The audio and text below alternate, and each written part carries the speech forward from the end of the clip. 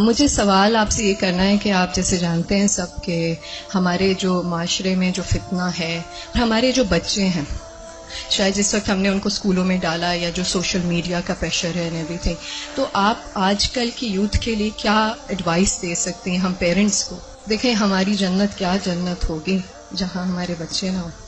بہت مشکل ہے کیونکہ آپ دیکھ رہے ہیں ہر طرف سے media is playing such an important and such a difficult role کہ ہم پیرنٹس کے لیے اس چیز کو سنبھالنا بہت مشکل ہو گیا اینڈ آل آف دیٹ. اور میں ایک واٹس ایپ پہ میسج مجھے ملا کہ what will happen to my children when I die, but سوچنے والی بات یہ ہے کہ what will happen to my children when they die. So اگر آپ کوئی ایڈوائس دے سکتی ہیں اس سلسلے میں تو بہت موضوع رہے گی. انہوں نے دکھتی رگ پہ ہاتھ رکھ دیا ہے اور بہت ہی اہم سوال ہے یہ.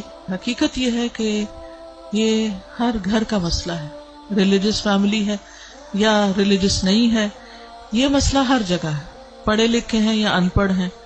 آئندہ جنریشنز بہت بڑے فتنے میں ہیں، فتنہ ہر ہاتھ میں ہے اور وہ بڑھتا ہی چلا جا رہا ہے اور پوری دنیا ان کے سامنے ایکسپوز ہو چکی ہے. یعنی آپ کس کس چیز سے ان کو بچا سکتے ہیں، کس کس چیز سے روک سکتے ہیں؟ صرف ایک ہی حل ہے اور وہ روک اندر ہو، اور وہی تقویٰ والی بات ہے کہ جب تک ان کے اندر خود اللہ کا ڈر نہیں آتا، آخرت کی فکر نہیں آتی، اس وقت تک کوئی باہر کی چیز اب ڈھکی چھپی رہ ہی نہیں گئی.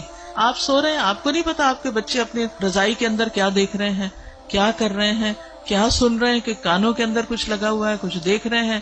اور پہلے تو کہیں کسی خالی جگہ پہ جا کے چھپنے کی ضرورت تھی، تو اب تو گھر کے اندر بھی ہر جگہ چھپنے کی جگہ ہے، کیونکہ جس اسکرین پر وہ سب کچھ دیکھ رہے ہیں وہ ان کے ہاتھوں کے اندر آ چکی. اس کے لیے جو پرسنل میرا ایکسپیرینس ہے وہ دو چیزیں. ایک تو یہ کہ ہم اسکولوں سے تو جو اسکول ہیں انہی میں ہی جائیں گے، اور جو باہر معاشرہ ہے اور جو کچھ ہو رہا ہے وہ سب وہ کریں گے، اس سے کاٹ تو نہیں سکتے. میں نے سب سے زیادہ جو دعائیں مانگی ہیں، رو رو کے مانگی ہے، سجدوں میں پڑھ پڑھ کے مانگی ہے، وہ اسی کے لیے مانگی ہے کہ اللہ میرے بچوں کو ایمان دے. یہ صرف پچھلے 5 سال میں جتنی چینجز آئی ہیں وہ اس سے پہلے شاید کئی 100 سال میں نہیں آئی تھی. اور پھر دوسرا کیا کیا، یعنی اللہ تعالیٰ سے خود ہی مانگا. دوسرا یہ کہ ہر تھوڑے عرصے کے بعد عمرہ، اللہ کے گھر چلو، کیونکہ اللہ کے گھر کا جو جلال ہے، اور اللہ تعالیٰ اگر انسان کو کہیں سب سے زیادہ محسوس ہو سکتے ہیں تو وہ بہت جگہ ہے. یعنی ہمارے ملک میں، ہمارے گھروں میں، ہمارے ماحول میں وہ فیلنگ نہیں آتی جو وہاں جا کر آتی. تو الحمدللہ ان عمروں نے، اللہ کے گھر کی زیارت نے دل کے اندر تھوڑی سی جگہ بنائی اللہ کو پہچاننے کی. کیونکہ جب تک اللہ کو بچے پہچانتے نہیں، اس کی عظمت کو محسوس نہیں کرتے، وہ اللہ سے ڈر نہیں سکتے، تو وہ تقویٰ نہیں آتا دل میں. تو اس سے یہ ہے کہ وہ ایسی جگہ ہے جہاں اللہ ماشاءاللہ سب کو جا کر یقین ضرور آتا کہ کوئی ہے ایک جس نے یہ سب کچھ بنایا. پھر اس کے بعد یہ ہے کہ قرآن کا علم. میں نے سب سے زیادہ تکلیف دہ مرحلہ گزارا کہ جب میں نے اپنے بیٹے کو قرآن پڑھایا، تو پھر میں نے یہ ٹھان لی کہ کچھ بھی ہو مجھے اس کو پڑھانا ہے. وہ ایج ایسی تھی کہ جس میں کچھ نہ کچھ وہ سننے کے قابل تھا، ورنہ وہ ایج بھی گزر جاتی ہے تو پھر بچے وہ اتنا بھی نہیں سنتے. اور میں نے اپنی ساری مصروفیات کو سیکنڈری کر کے، حالانکہ میں انتہا درجے کی مصروف، گھر کی بھی ذمہ داریاں، باہر کی بھی، لیکن میں نے اس کو اپنی پرائرٹی نمبر 1 سمجھا کہ یہی بات جنہوں نے کی ہے کہ جب وہ مر جائیں گے تو پھر ان کا کیا بنے گا.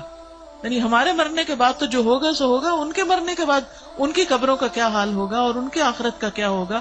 تو اللہ سبحانہ وتعالیٰ نے قرآن مجید میں فرمایا قوا انفسکم واہلیکم نارا، اپنے آپ کو اور اپنے گھر والوں کو آگ سے بچاؤ. ایمان والوں کو خطاب ہے کہ اے ایمان والوں اپنے بچوں کو آگ سے بچاؤ. تو پھر میں نے اس کے ٹائم کے مطابق جب اس کا موڈ بنے، لیکن روز کی شرط رکھی تھی کہ ہر روز پڑھیں گے تھوڑا تھوڑا، 2 آیتیں 4 آیتیں، 1 رکوع 2 رکوع 1 رب، اور اس طرح کر کر کے میں نے پورا قرآن اس کے ساتھ پڑھا کہ مجھ سے نہیں ڈرے، اللہ سے ڈرے. میری خاطر نماز نہیں پڑھے، اللہ کی خاطر پڑھے. میری وجہ سے کچھ مت چھپائے جو دیکھ رہا ہے، اللہ سے ڈر کے چھپائے. تو یہ کسی حد تک فائدہ مند ہوا. یہی ماؤں سے کہوں گی کہ ساری مصروفیات اپنی جگہ ہیں، لیکن بچے آپ کی پرائرٹی نمبر 1 ہونے چاہیے. ان کے لیے کھپ جائیں دعائیں مانگ مانگ کے بھی، اور اس کے ساتھ ساتھ ایک دفعہ کم از کم قرآن سے ضرور گزر جائیں. کیونکہ جب وہ قرآن سے گزر جائیں گے پھر ایٹ لیسٹ آپ کی رسپانسبلٹی نہیں رہے گی. اللہ ان کی سب خیر کرے، لیکن اگر خدا نہ خواستہ ان کے اندر کوئی بگاڑ آتا تو آپ کی پکڑ نہیں ہوگی. لیکن اگر آپ نے کوشش نہیں کی، محنت نہیں کی، تو آپ کی بھی ساتھ پکڑ ہے. صرف آپ کی نمازیں پھر کام نہیں آئیں گی. تو اس لیے ہم میں سے ہر ماں کو سنجیدہ ہونے کی ضرورت ہے. چاہے رونا پڑے، منتیں کرنی پڑے، بھوک کاٹنی پڑے، کچھ کرنا پڑے، لیکن پکڑ کے بیٹھے، خود بیٹھے. یہ مولویوں پہ نہ چھوڑیں کہ کوئی اور آ کے لیکچر دے گا تو وہ سن لیں گے، اس کو بتا دیں گے، ابا کو بتا دیا، چچا کو بتا دیا، اس کو ماموں کو بتا دیا. ٹھیک ہے وہ بھی کچھ ہیلپ کرتے ہیں، لیکن سب سے زیادہ آپ کو خود کرنا ہوگا، اور اس کے لیے آپ کو خود پڑھنا ہوگا، اس کے لیے آپ کو خود سیکھنا ہوگا. خود سیکھنا شروع کریں اور اپنے بچے کے ساتھ بیٹھ کر خود. پھر یہ کہ بعض اوقات بچے ہم سے سننا نہیں چاہتے، آپ ان سے کہیں آپ ہمیں پڑھ کے سنائیں. بس اس بات کا اگر یقین ہے ان کو کہ یہ قرآن اللہ کی کتاب ہے، تو پھر ان کے اندر یہ ڈالنے کی ضرورت ہے کہ پھر اللہ تعالیٰ نے کیا فرمایا ہے وہ آپ کو بھی پتا ہونا چاہیے اور وہ ان کو بھی پتا ہونا چاہیے. اللہ تعالیٰ ہماری مدد فرمائے.